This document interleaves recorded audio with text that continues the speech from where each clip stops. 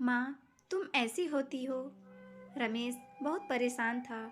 उसे समझ नहीं आ रहा था कि वो इस परिस्थिति से कैसे निपटे। वो अपनी माँ को बहुत चाहता था, किंतु उसकी पत्नी और बच्चे उसकी माँ से बहुत दूर भागते थे, क्योंकि उसकी माँ की एक आंख नहीं थी। साथ ही उसकी कमर भी 90 अंश पर झुकी थी। वैसे वह अपना काम सब खुद कर लेती है, किंतु फिर भी वो उसकी पत्नी और बच्चों के लिए हमेशा खटकती है। दादी, आप ऊपर के कमरे में जाओ, मेरे दोस्त आ रहे हैं। रमेश के बेटे सुनील ने बड़े बेरुखी से कहा। पर बेटा, मैं तो यहाँ बहुत दूर बैठी हूँ। रमेश की माँ ने बहुत प्यार से कहा। नहीं, आप उनके सामने मत रहो, वो मुझे चिढ़ाते हैं। रमेश ने जोर से डांटते हुए कहा। क्या हुआ रमेश, क्यों चिल्ला रहे हो? रमेश की पत्नी कामिनी ने किचन से ही आवाज लगाई। देखो ना माँ, ये दादी यही ड्राइंग रूम में बैठी हैं और मेरे दोस्त आ रहे हैं। रमेश ने शिकायत भरे लहजे में कहा। माँ जी, आप ऊपर चली जाओ, क्यों हम लोगों को शर्मिंदा करने में लगी हैं? कामिनी ने बेटी का पक्ष लेते हुए कहा।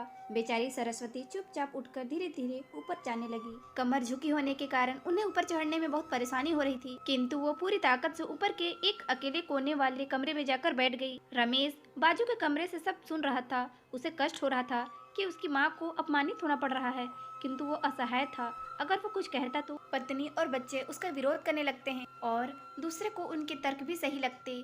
चूंकि वो एक प्रशासनिक अधिकारी था, उसका सामाजिक स्तर बहुत ऊंचा था। उसकी ससुराल भी एक उच्च घराने में थी, अतः वह चुपचाप इस तरह हर दिन अपनी माँ को अपमानित होते देखता रहता था। रात को रमेश की पत्नी ने कहा, देखो जी, अब कुछ करो। कल कलेक्टर साहब की पत्नी आई थी। माँ जी अपनी देसी धुंधारा में उनसे मिली। मुझे बहुत शर्म आ रही थी, बताते हुए कि ये मेरी सास है।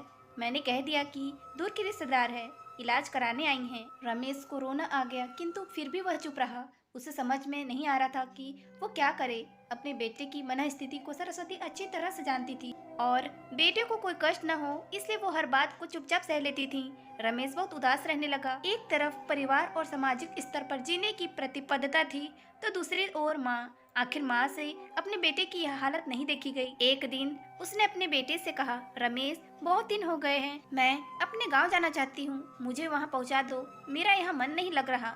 किंतु माँ, वहाँ तो कोई नहीं है, तुम्हारी देखभाल कौन करेगा? रमेश ने आश्चर्य से पूछा। सब गांव वाले तो हैं, और वो तुम्हारे मामा जी तो उसी गांव में रहते हैं, और फिर हम सारी व्यवस्थाएं कराएंगे ना। कामिनी को तो जैसे मन की मुराद मिल गई हो। हाँ बेटा, बहू सही कह रही है, सरस्वती ने लंबी सांस लेते हुए कहा।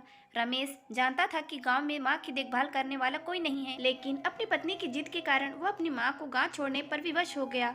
माँ को गांव छोड़कर आते वक्त उसे रोना आ रहा तथा अपनी बेबसी पर गुस्सा भी आ रहा था, किंतु परिवार, पत्नी और समाज ने उसके इन मनोभावों को दबा दिया और वो सुकून सा महसूस करने लगा। कुछ दिनों के बाद उसके चाचा, जो अमेरिका में रहते थे, आने वाले थे। जब रमेश बहुत छोटा था, उसके पिता जीवित थे, तब वो भारत आए थे और उसके बाद वो अब भारत आने वाले थे। पूरा परिवार और आस पड़ोस बहुत उत्साहित था। अमेरिका से रमेश के डॉक्टर चाचा आ रहे थे। डॉक्टर विनोद ने जैसे ही घर में कदम रखा, सबने मिलकर बहुत उत्साह से उनका स्वागत किया।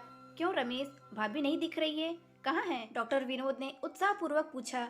जी, वो गांव में रहती हैं, यहाँ उनका मन नहीं लगा, कामिनी ने सपाट लहजे में उत्तर दिया। डॉक्टर विनोद ने रमेश की ओर देखा। रमेश ने अपनी आंखें झुका ली। डॉक्टर विनोद सब समझ गए। बोले, कल हम भाभी से मिलने गांव चलेंगे सब लोग। दूसरे दिन सभी लोग गांव के घर में पहुंच गए। देखा कि सरस्वती को बहुत तेज बुखार है और वो पलंग पर असहाय पड़ी है।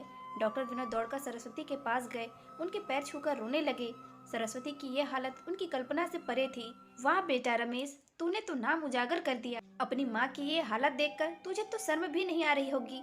डॉक्टर विनोद ने रमेश को लगभग डांटते हुए कहा। नहीं देवर जी, रमेश का कोई दोष नहीं है, मैं खुद गांव आई थी। सरस्वती ने अपने बेटे का बचाव किया। मुझे सब पता चल गया भाभी, आप चुप रहो। क्यों बहू, तुम्हें अपनी सास की कुरूपता पसंद नहीं है? समाज में तुम्हें नीचा देखना पड़ता है ना? डॉक्टर विनोद ने कामिनी की ओर व्यंग्य से देखा। कामिनी निरुत्तर होकर रमेश को देखने लगी। आज तुम जिस सामाजिक स्तर पर हो, वो इन्हीं के संघर्षों की देन है।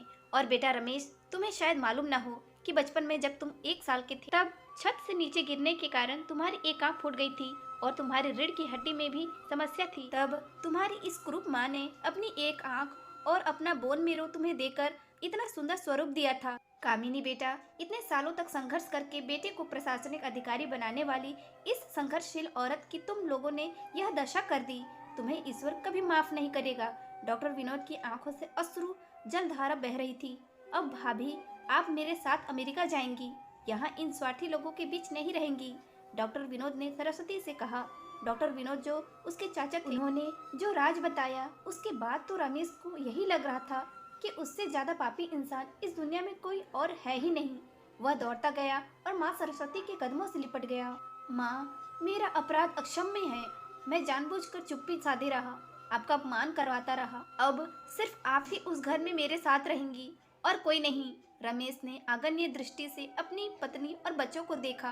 कामिनी को भी बहुत पछतावा हो रहा था, किंतु उसकी हिम्मत नहीं हो रही थी कि वो सरस्वती से आंख मिलाए। सरस्वती ने कामिनी की मनस्थिति को समझकर उसको पुचकारते हुए अपने पास बुलाया और रमेश को डांटते हुए कहा, खबरदार, जो मेरी बहू को मुझसे अलग करने की कोशिश की तो तुझे ही घर से बाहर निकाल दूंगी। कामिनी और बच्चों ने सरस्वती के पैर पड़ते हुए अपने व्यवहार पर माफी मांगी और माँ के हृदय ने सबको माफ कर दिया। दोस्तों, यह स्टोरी अच्छी लगी हो तो प्लीज वीडियो को लाइक, शेयर, कमेंट करें। Thank you.